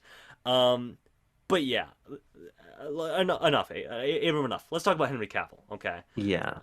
Let's talk about. Hang on. If Ethan Hunt is a scalpel, then August Walker. What a great name. August Walker is a hammer. And he's sort of tagging along for the first part of this film, and then becomes a foil for Ethan Hunt in more ways than one until it's obviously revealed that he is in fact the true John Lark, who is a disciple of Solomon Lane, and I love his role in this. Many people have been saying Henry Cavill's best role of his entire career. I'd be inclined to agree. He is a physical match for Ethan Hunt, which I love, and a psychological match, I think. Yeah, I really love his presence here because he's initially played as quite stupid. Yes, And I yes. appreciate that. He is a hammer in his demeanor as well as his size, Mm-hmm. which I really like. He's very blunt. Mm-hmm. Um, but we sort of see that maybe he wants to be a little smarter than he is as he gets Yeah. conned by Benji in the moment wherein Yeah. Benji is wearing the Solomon Lane mask and we see his sort of frustration on his face. I think that Cavill plays that line very well of wanting this importance, of having this importance and having this physical strength and size, but just not maybe having the intellectual wit Sure. that Yeah. the Yeah. other Yeah. characters have and he plays this very well and you see it on his face and you see it in his physicality and you see it in his surprise when Ethan is in the chopper behind him. Yes. He Yes. Henry Cavill really does not have a lot of saying in this film. He has a lot of doing. Yeah. And I think that in his doing he communicates a lot. Mm-hmm. And while he's not the main villain, obviously that's Solomon Lane still, Mm-hmm. you would say his his his position as both sort of like Batman Arkham mini boss Yeah. and like conniving Bond villain in the ways that he like fails one Mm-hmm. is very cool to me. Yeah, I love him in this film. I have to mention the arm reloading, the Of course. mustache that broke the DCEU in this. The bathroom fight, while I'm on that note, is stellar. Comes out of nowhere as well. Like Yeah. you come out of the Halo jump and you do this sort of fun little song and dance with Vanessa Kirby as Tom Cruise is pretending to be John. Or actually, that comes after. Excuse me. But you do the Halo jump. And you're like, okay, we're good now. We're good. We got to do some espionage stuff. And like, no, we're just in a knockdown, drag out, running through mirrors and walls and tearing sinks out of things and pipes, and then ultimately shooting this guy in the face.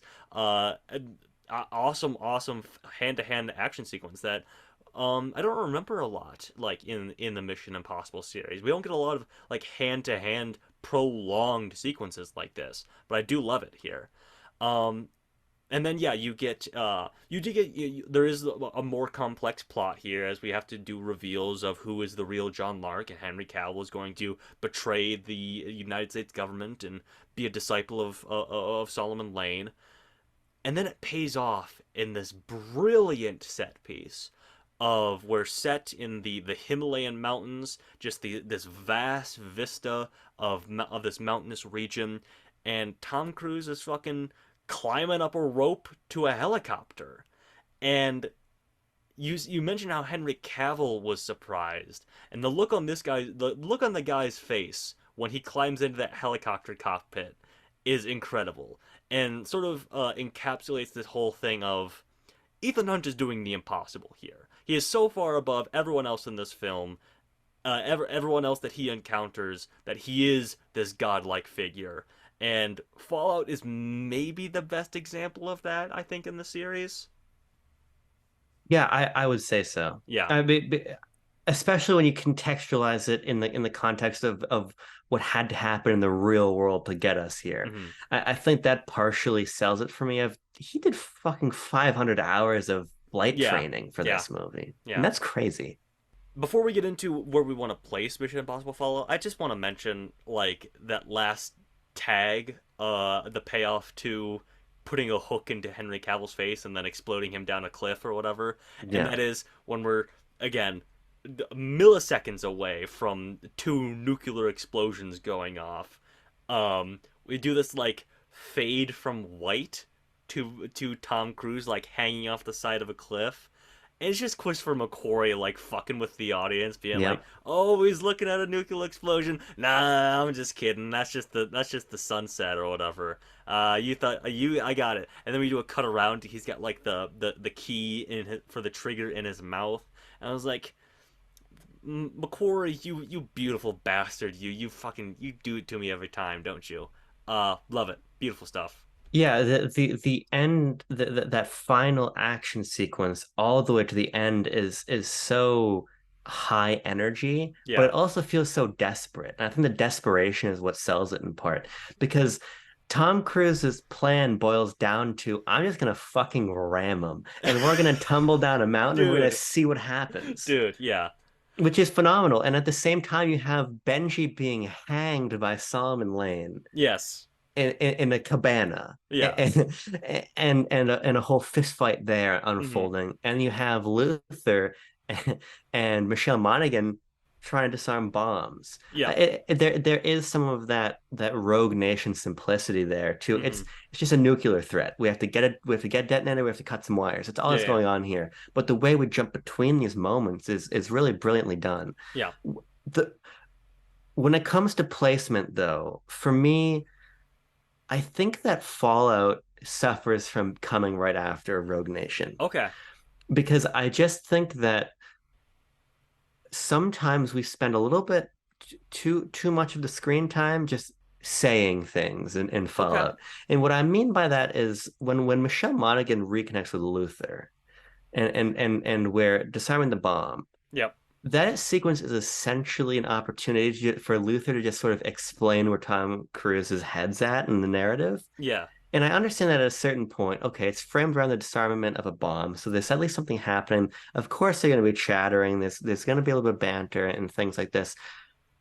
But I just feel like we don't quite have that momentum in that sense of action that we have in Rogue Nation sometimes. mm-hmm. I feel like in Fallout we take a little bit more time. I feel like in Fallout I want a little bit more out of Ilsa. I feel like I maybe want a little bit more out of Angela Bassett. Mm-hmm. I just don't necessarily think we manage all the chess pieces quite as Okay. elegantly as we do Rogue Nation. But we're talking about two very, very, very, very good movies. Yeah, I mean, absolutely. These again are jockeying for the top spot Yeah, in my mind. But yeah, I think when it comes down to it, I don't care so much about the time that we're spending talking about these things. I think it's very clear in the message that we're sending with our characters yeah, here, and I don't mind the reiterating those points, especially when we're coming off of like 3 and 4, where we're maybe moving too fast and too yeah, interweaving with our plots. So I do appreciate the stopping. Let's talk about our options. Let's assess. Let's make sure the audience is clear, and then show you what some of the coolest shit you've ever seen, yeah. and then rinse and repeat essentially. Just Uh, one final point, yeah. Tanner, Okay. because I just think we need to belabor the Halo jump just a little bit Oh more. sure. Yeah. Yeah, just We glazed belabor it over for a that. moment. Yeah, we glazed over it. Just because this is maybe the stunt until they release like all of the proper footage of filming the train sequence from Dead Reckoning. Mm-hmm. Probably the single most stunt that I've fixated on to the greatest degree watching the footage of Mm-hmm. because it's remarkable just the setup to Yeah. do that Halo jump and to do Yeah. it again and again and to have Tom Cruise on a fucking broken ankle Yeah. try to maintain 3 feet of distance from a cameraman Yeah. and to put them through not just a halo jump, but this complex choreography in the air. Mm-hmm. And this to me is why, for while I feel like I can try to poke holes and Fallout to to place a little bit below Rogue Nation in my mind, Mm-hmm. when you look at this, the lengths they went through for that set piece, what they went through for the helicopters, Yeah. it's a ratio, right? Yeah. And that ratio is skewed so heavily in the sort of the awe-inspiring. How in the fuck do you film this? How do you have Tom Cruise flying a helicopter and manning his own camera in the cockpit? I don't How do know. you do that? Now, not to belittle the impressiveness of the Yeah, Halo jump, but I do have to say, and I'm sorry to say it, but Do we really need to like fly into a CGI thunderstorm on the way down? That's fair. I feel like it That's muddles the fair. stunt a little bit. I feel like That's it fair. does.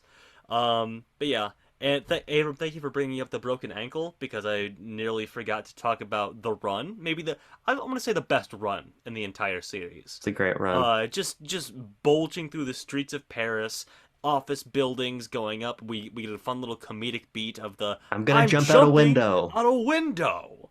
And you know The nod he from the breaks office the lady. ankle. He the nod at the office lady. He breaks his ankle for real, and we keep the shot in there. The shot where he breaks his ankle, and the shot where he hobbles away on his broken ankle. We keep it all in there. Just a testament to Tom Cruise as a performer and his confidence, and McQuarrie's confidence, and the editor's confidence in like him in that sequence and him finishing the take.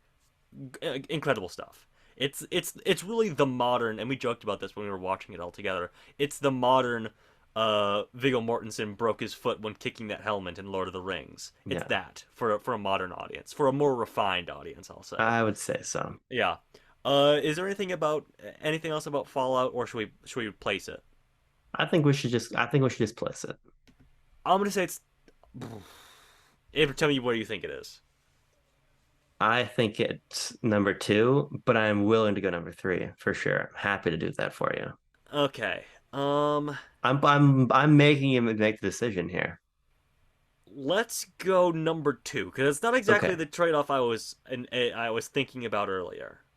There's another one. There's another Oof. the last Okay. trade-off that we have to do here, I think. Okay. All Yeah. right. Well, we can also maybe we can post game this thing a little bit and make any adjustments that we need to. But That's fair enough. I feel good about where it's at so far. I feel good about where it's at. So, Abram, let's talk about it. Let's talk about Mission Impossible Dead Reckoning Part 1. Oh, hang on. Before we get into it, let me one more time recap. Number 1, Rogue Nation. Number 2, Fallout. Number 3, Mission Impossible 1996. Number 4, Mission Impossible 3. Number 5, Mission Impossible 2. Number 6, Mission Impossible Ghost Protocol. Ghost Protocol. Anyway, Dead Reckoning Part Yeah. 1. Abram, my thoughts are already on this channel in length. Tucker and I have a nearly 30-minute discussion on this film. I want to hear what you have to say. Yeah, doing the ranking was partially just a vehicle for me to talk to you about Dead Reckoning because like Absolutely. you got Lay it the on me. fucking dirty dog almost a fucking week before I did. We saw it on Monday. I had to wait till Saturday. Yeah. Um, I think that Dead Reckoning is really, really, really good. But I think that Dead Reckoning has a couple distinct problems for me. Okay. Lay 'em on me.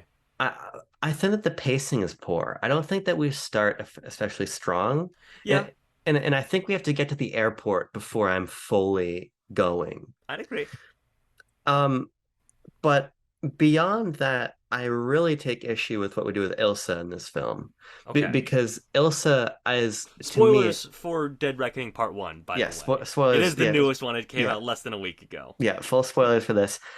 I don't think that her death is handled especially well here.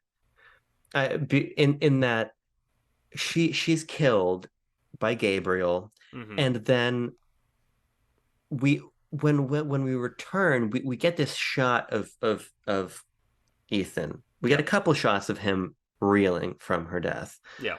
but the only words exchanged to this point are between Grace, Haley Atwell's character, and Luther. Yeah. There's no moment of even sort of quiet remorse for Ethan. Now Mm-hmm. you can maybe say that sort of her loss is transposed onto Grace when he's then talking about how your life was worth That more is to what me. Abram, I would say that. In fact, I said that very thing in Tucker and I's review. Sure, and I think that which as I in fear of spoilers I hadn't watched it, so I'm not actually exactly sure how you feel with Dead Reckoning. Um, but I just I think I wanted a little bit more, and I just don't know if I'm satisfied with her loss because Sure. I think she's so cool. I just and She part of is cool. it's just a subjective hang up for me, but I think that having her be this almost as we were joking about before we both had seen the movie, this Metal Gear Solid sniper in the desert, Yeah.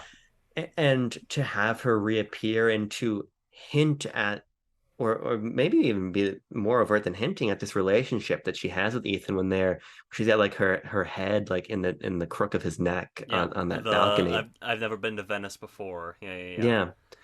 Yeah. And it's maybe partially that I'm just because I'm so invested in the series, I'm alongside Ethan frustrated by her loss. Sure. But Yeah. I just don't know if this script handles it in a way that I would have wanted. I'm also not sure if the script handles its plot with the same level of clarity that especially Okay. Rogue Nation does. Yeah. I think that the notion of the entity in some ways makes more sense in my mind than a complaint I have of Solomon Lane across 5 and 6, in that every time a decision needs to be made, there's Yeah. sort of Yeah. a Yeah. Yeah. Yeah. I powwow know what you're about, saying.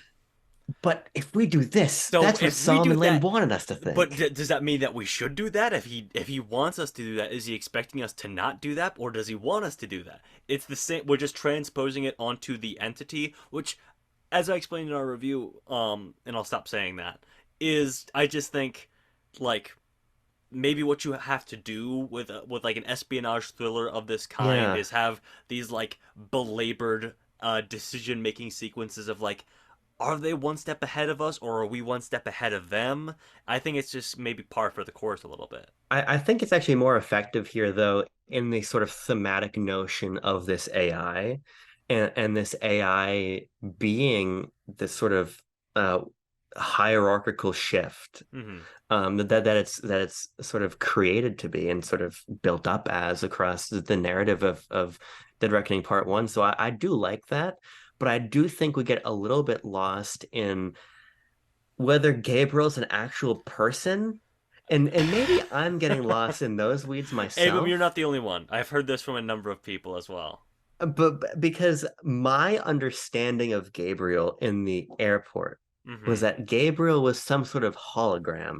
Now that is made explicitly, it's explicitly disproven because he touches and is touched by people. Yes. However, I just think that the relationship between him and the entity, and then Kittredge and Max's daughter, whose name is escaping me at the moment, Oh, what is it? Well, the White Widow. the White Widow, right? We Yeah. might actually only know her as a White Widow. The No, Alana. Alana. Oh, right, and he calls her Lana, right? Yeah. The sort of soup of all of them. This might be the sort of thing where I simply need to just watch it again. Sure. Yeah. But I just don't think that the script from me is paced and paid off and maybe clarified as well as the scripts of the last two. I think it also, is important to look at it through the lens of being a part one, but it's not Yeah, purely a part one. It's not like a full on cliffhanger. And Tom Cruise, or maybe Christopher McQuarrie rather, has come out and said this. I think it was Tom Cruise. Obviously, it was Tom Cruise. yeah. Where he came out and said, we wanted to make it a part one, but we also wanted to make it feel satisfying as a whole I think it product. does. It feels satisfying as a whole product, but I think some of the threads you're bringing up, some of the issues you're bringing up, can be maybe attributed to it being Sure. a part one. This whole backstory of Gabriel and Tom Cruise and our mystery woman who he killed all the way back in our pre Mission Impossible 1996 days. Um, these issues of maybe Alana is or Ilsa rather is not dead. I think that's maybe a possibility here. You think so? I think I mean, it's certainly a possibility. I I think. mean, it's a possibility, but we certainly leave that knife in her chest for a while, and Hey, we it could be someone wearing a mask. You know what I mean? It, it could be. I just and you're right that we're essentially dealing with half of a narrative. Yeah. I will say, and I did. This is a complete aside, but I finally saw the Okay, Dune Part Two trailer in front of. dude. God fucking Jesus I got Christ, does that look chills. amazing? I saw Dead Reckoning on Monday. I Yeah, also rewatched it on Friday on the big yeah. screen as well. And seeing the Dune Part 2 trailer and the Napoleon trailer, I didn't get both Napoleon, but I got chills both for both trailers. I mean, Incredible stuff. I love may movies. may my knife chip and shatter, Movie Tanner. movies, popcorn. Love movies, popcorn, love movies. That was the entity actually created that video. Whoa, that's incredible. But Um but but to okay, good. my larger point about Dune Mhm. Part Two is when I watch Dune Part One, Dune Part One is very deliberate in that obviously it's arguably a third of the narrative. I think that it's still up in the air. But It's half. I think I'm fairly certain Dune Messiah is quite a bit of a time jump. okay. So yeah. But the point being is that I think they do a very good job of establishing a complete narrative arc in Dune Part One. Hmm. And I think Dead Reckoning does the same for the most part. And it does establish intrigue similar to Dune for Hmm. me in that I'm so excited about part two for both, but I don't feel like as I was with like Across the Spider, is that Across the Let's Spider-Verse? cross the Spider Verse. Yes. I felt like I was wanting a little bit more out of that Sure. as a part one, whereas I think that this is effective in that way. I just because I don't care that we don't know the nature of Gabriel's relationship yet with Tom Cruise. I think that's Yeah. totally fine. Yeah. But I'm just left a little bit unclear about how all the pieces intersect. And maybe it's just Yeah. because I wanted more screen time with some of them, like Paris. Yeah. I think that Paris needed a little bit more. Okay. I think Paris quickly is like I kind of view her Palm Clementif's character as like the heavy, and I love that we introduce Sure. her as the heavy Palm Clementif, who is not necessarily like a large person or No. an imposing person on face Badass value, though.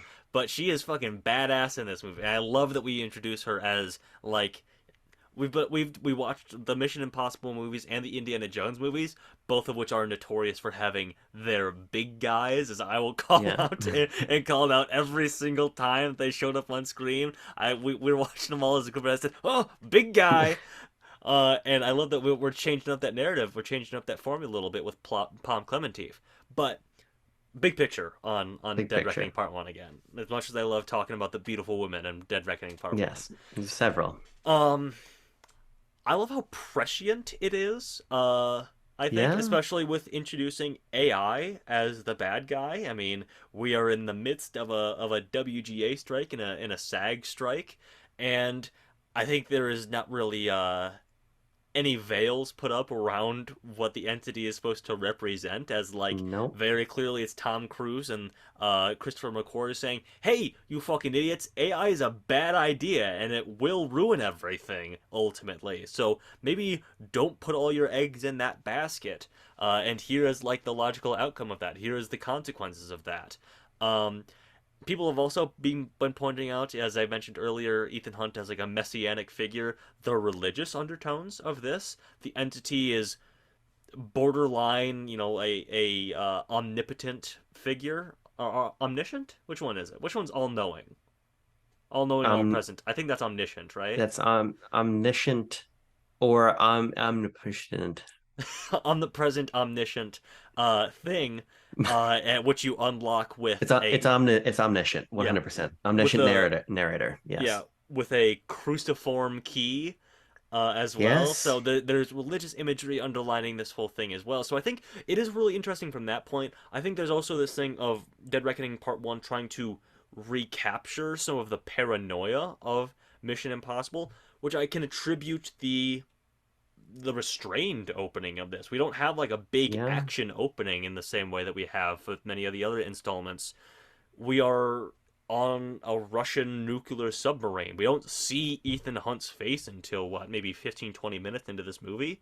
And yeah, I can sort of attribute it to that. Some of the filmmaking rhymes with De Palma's version, but obviously is not as good. Cannot recapture that, I don't think. But yeah, Dead Reckoning is just a very interesting installment so far, and as the most recent one, I haven't had the time to sit with it as long. Yeah, I like what you're saying because I think that it is definitely a little bit more concerned with its message than Any of the other ones? maybe any of them. Yeah, I yeah, mean, you can probably, and this is going to sound more disparaging than it just meant, but you could probably say that none of the other movies are really about anything of like real yeah, world consequence. yeah, I mean, there's only so many ways you can sort of rehash nuclear anxieties or sort of or they're sort of like bioweapon analogs yeah. across film before that's all sort of a recycling at some point. Hmm. But this is and it's not as though AI or like technology has been anything short of a sort of a fixation for even like Bond, if you think about like No Time to Die and various Hmm. things.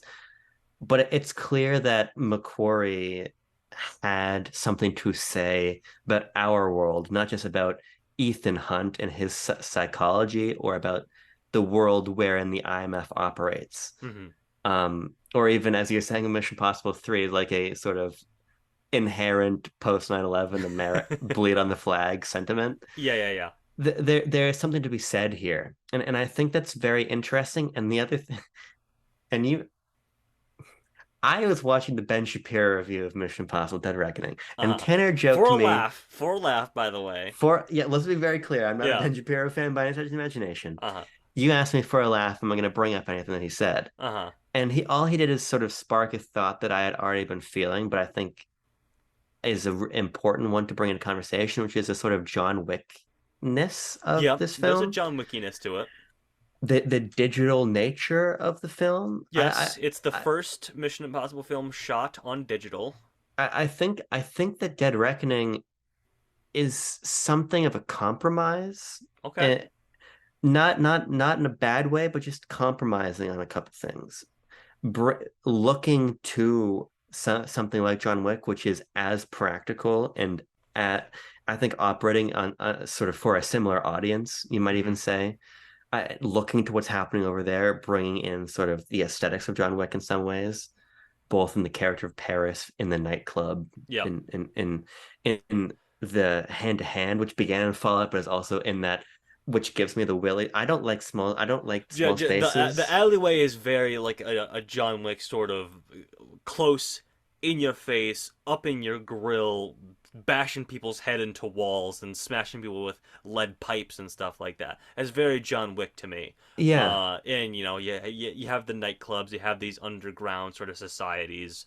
And yeah. I see what you're saying. yeah. There's sort of like a because jo I joked about the sensuality of these movies, but John Wick is a very, I think, very sexual franchise in a number Hmm. of ways. Not only in like the fucking liberal arts brain like violence and sex idea that I think Yeah, John Wick explores, but also just in the blatant sexuality of the lighting and the filming and the costuming and everything. yeah, I think you get some of that in Dead Reckoning also. And that's all just to say that I think it's interesting that this film is concerned with something larger than Mission Impossible. I think it's interesting that it's borrowing from other places. I think it's interesting that it's not shot on film anymore. yeah, And it's interesting that it is a subject of the pandemic. It is one of the films that was hit the hardest by the pandemic yeah. and delayed the Forging most by the through. Yeah. pandemic.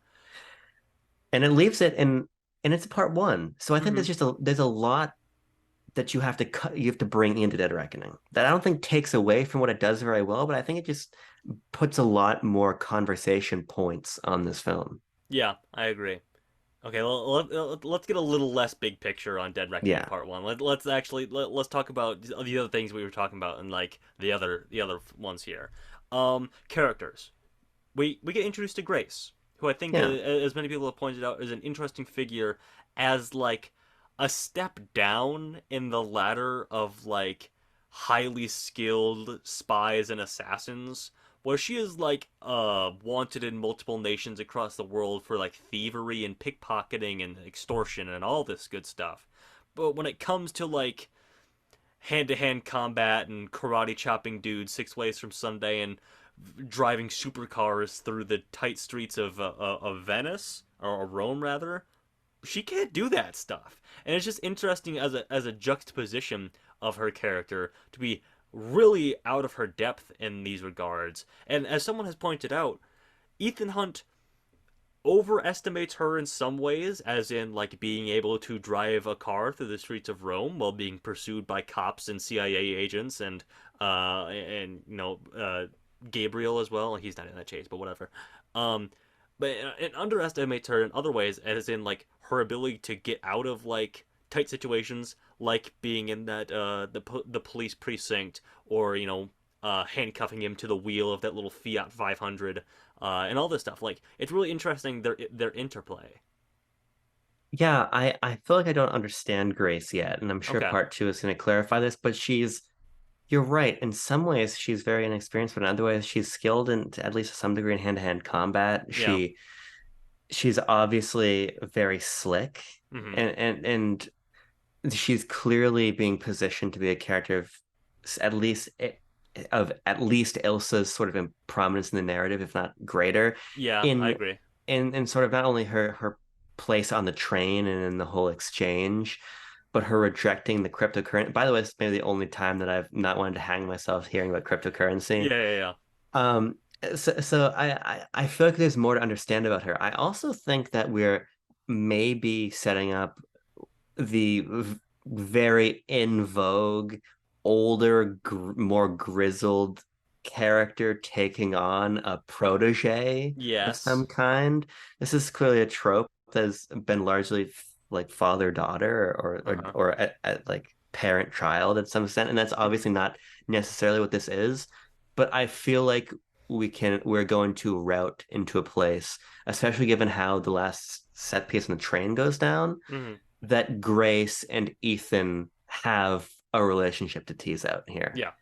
And I'm interested in what that means, but I just have to say it just should be Ilsa. I'm just more invested in Ilsa, and Yep. I think that there was more to give there. I just think there was more to give there. And I don't Yeah.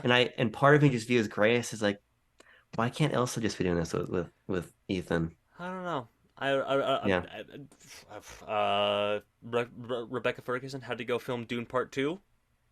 Honestly, that's fair enough. That's been, I don't know. I'll I take mean, that. certainly could be. And again, I don't. And the more I think about it, the more I'm like, yeah, maybe I don't want to believe it was like a glossed over writing decision. So maybe I'm like, there's got to be like we tricked the entity into thinking that Rebecca Ferguson was dead in part two or whatever, and she comes back. I don't know. I think there's got to be something there. But we also teased it. We also like did that at the beginning of the film where Ethan Hunt Yeah. thought she was dead. So I don't know. Could be something there. What else we got? We get the return of Kittredge, which is fun. But again, to me, and McQuarrie has said that I wasn't like explicitly trying to like recreate De Palma stuff in this. It's just what the film and the mood necessitated. I'm like, okay, sure, I'll buy it, Chris. But at the very least, you gotta know. Like, you gotta have an awareness and you gotta know that what you're doing very clearly mirrors what De Palma was doing. And if we want to talk about filmmaking, I want to talk about the digital. And this is not something that we talk about in any review, really. Uh, Sure. I think you can feel it. I think you can feel the Yeah. switch. I think it's just something in how it looks, really. Maybe this is undercooked VFX due to, pandemic pressures as well. But like, you want to talk about the train, and I know you love the train sequence. I love I the love the train train. sequence, but like, I also think that you can kind of feel it, especially when they're like dangling and the shadows are off and the lighting is off on their bodies a little bit, or what we are come to know and what is on the poster that I'm looking at right now, the motorcycle jump. When I saw that IMAX presentation, behind the scenes presentation in front of Avatar: The Way of Water, by the way, of Tom Cruise hitting that ramp and flying off into the distance, and he did it like a million times, I was like, that's badass. But there's something about the way that it looks here. I think it's maybe the compositing of the cliff onto that ramp Hmm. that is a little bit like, it's cool, and I know it's cool because he did it for real, but it just feels a little bit disconnected because of the VFX, because of that digital cinematography. I don't know. I don't know if it's a fair criticism either. But I don't know. I don't know. Do you feel any of that? I think it's a symptom of the fact that the stunts we're doing here are so incredible they necessitate a higher degree of VFX than we've maybe Sure. needed before. Yeah. I mean, you think about the Rogue Nation plane, there's not a ton of VFX going on there. Mm-hmm. And obviously they you can watch the footage. They fucking crashed a train, Yeah. right? Yeah. But there's no doubt that there's a lot of VFX left in there. Absolutely. Yeah. And the piece I was reading, they dropped furniture. They were dodging furniture. They were really running up those train cars as they were falling. There was an enormous simulated set. There was a Mm-hmm. lot going there, which is why to me it still feels almost unbelievable. But Yep. there's no doubt that they had to employ VFX strategically. Mm-hmm. And and so I think you can feel it in the train. I think you can feel it. I don't think that it detracts that much for me because even the motorcycle shot. what I love about that is we spend time silent when he takes off, and we Yeah, spend yeah, time with these unbelievably wide frames where yeah. he's occupying so little space in the frame that I'm just taken in awe by what's going on. And then him crashing back into the train, Dude, I think, that's so good.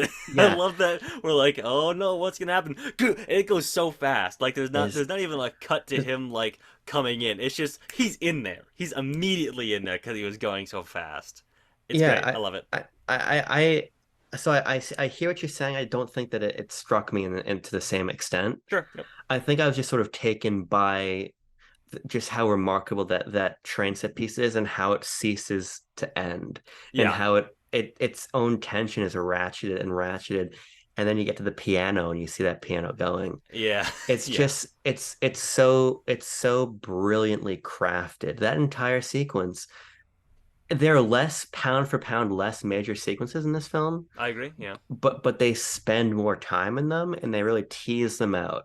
And so I think that Rogue Nation manages to both have more and perhaps make me believe them a little bit more in Hmm. some ways, as you're saying. Yeah. I do think that the train in particular is just it's staggering. It's staggering when you read about it and you know that they were doing this. It's staggering to think that they were dropping furniture on Haley Atwell, Yes. who it's dropping on Tom Cruise is one thing, but Haley Atwell, this is the first Mission Impossible film. Yeah. You know, this isn't the man who's hanging onto a plane. This is just a new, very Dude, incredible. thank you for bringing that up. I want Yeah, to know what we're doing on top of a biplane in part two. I'm excited yeah. for what the fuck we're doing on biplanes in part two. I'm so excited to know. I Uh, also, if I can mention one other thing with the action Go for it. sequences, I think they've got a great sense of humor to them. And Oh yeah, somebody absolutely. Thank you for bringing this was up. remarking, yeah, someone was remarking on Twitter how we get comedian Tom Cruise and action star Tom Cruise here. Yeah, And nothing, could not be better exemplified than by the whole Fiat sequence. the I Fiat is mean, dude, it's so good. yeah, There's the Looney Tune bit of the we're rolling the car down the steps that we're going down. We cut to the inside. Grace and Ethan are fucking tumbling over each other, and then we land on our wheels, and then they like look at each other, and they look down. The handcuffs are gone. They look back at each other, and Haley Atwell realizes that she's at the driver's wheel, and she's like, "Oh, what? No, no, no, no, no!" because and Tom also reaches for the wheel, and, yes, and he can't find a wheel you in front of can't him. find it. And then we're doing like donuts in front of Palm Clementif and a giant truck as like they're trying to figure out how to straighten out. After we go into the subway, Tom Cruise comes out and he's like holding the steering wheel, and it's a micro bit, micro comedic beat. But he like comes up out of the subway and he's holding it and he's like trying like kind of to try like finding the most natural way to hold a steering wheel that you're handcuffed to, and he just kind of gives up, and then the van rolls up with all his buddies in it. It's good. What else was there good? I just want to shout Oh yeah. out Shea Wiggins because he's good. Oh, Shea Wiggum is so good. He Shea Wiggum. uh, uh, Apologies to the king. yes, I read out the mind reading shape shifting agent of chaos line earlier. Uh, but also the moment where he like reaches inside that dude's mouth to check if he's wearing a mask after they've been tricked into thinking it's Tom Cruise. Good stuff. Good stuff. And throughout, I mean, he's awesome. There was another moment that I wanted to bring up, and I'm forgetting it. No, okay. I meant to bring this up when we were talking about Ilsa and Ilsa's death. Um, but that sequence is really well executed in my mind. Like Yeah. filmically, editing, music wise, I was there on Monday night. I was there and I was edge of my seat. And when she got stabbed, I had like my hands in front of my face, like, fuck, Ilsa, damn it. Because they killed her, or maybe they didn't, but maybe they did. Who's to say? I think that I'm still of the camp that personally, I think they clearly did. Okay, And I'd be really interested to see how they would write themselves out of that if she is still alive. yeah, But I think you're right in that this film really engaged me quite specifically. Now, it's been a while since I've seen like Rogue Nation and Fallout for the first time. So yeah. maybe I felt that same way back all those years ago. But in that moment, I'm like, I really think she can die. And then obviously she gets stabbed. But Hmm. also in the train of like, I just don't. I can't believe they're going to get out of this. I can't Hmm. believe it. And it just plays so well in your expectations and your understanding of these franchises and the Yeah. way that this ratchets up what came before. So I think The Dead Reckoning is a very, very strong film, but to me, it is not Rogue Nation and it is not Fallout. Okay. I And agree. Tanner, Yes. I've been preparing myself for it, and I think I will acquiesce. But you make the proposition you need to I will make. propose it formally here. I'm Yep. saying that we place the original Mission Impossible above Mission Impossible Dead Reckoning Part 1. Now I'm gonna make the concession because Okay. you made the concession for me to put. I don't know why The Hill I Died On was getting the film to second worst. That's as high as it was going to get, buddy. Let me tell you that. But no, I think this is fair. I think you can make a great argument for Mission Impossible 1 being the stronger and more cohesive film. Yeah. But I just think that my monkey brain was smashing symbols together for the whole train sequence. It's And that true. just It's can't be fair. discounted. It And I can't cannot wait be to see it discounted. again. But I think you're right that Mission Impossible 1 is a more complete and well executed movie. Okay. Okay, let's run down the final ranking, and then I have something I want to get your thoughts on in the closing Okay. minutes here. Rogue Nation, number one. Actually, let's start from the bottom. Let's start from the Okay. bottom, actually. Number seven, Mission Impossible Ghost Protocol. Number six, Mission Impossible 2. Number five, Mission Impossible 3. Number four, Mission Impossible Dead Reckoning Part 1. Number three, 1996's the original Mission Impossible. Number two, Mission Impossible Fallout. And number one, Mission Impossible Rogue Nation. Now, Abram, in the closing minutes here, this is Yeah. for the audience as well. This is something that I recently learned of today. So you know those flashback sequences we get in Dead Reckoning Part 1? Hmm. Apparently, that is a chopped up version of a proposed or intended 25-minute opening of a CGI de-aged Tom Cruise in the year 1989, exploring that sort of like opening sequence of him and Gabriel and Hmm. the woman. Um, and it's just fun to like compare that with another movie that came out this summer that opened on a 20-minute sequence of a de-aged lead actor with a train set piece. So I don't know. It's just a fun little connection that I made, and it's an interesting thing to think about. Of like, yeah, that is it. And to Christopher McQuarrie's benefit, and to his credit, he said, I was looking at that sequence and I couldn't stop thinking about how it was just an actor that I knew who had been de-aged. So Yeah. that's food for thought. Abram, how do you feel about our ranking? I feel very good about our ranking. All I want to say, Tanner, broke the train sequence in this film is better than Dial Destiny. Yep, Woke, it's better than train sequence in Night and Day. good point. Thanks for watching, everyone. We'll see you next time.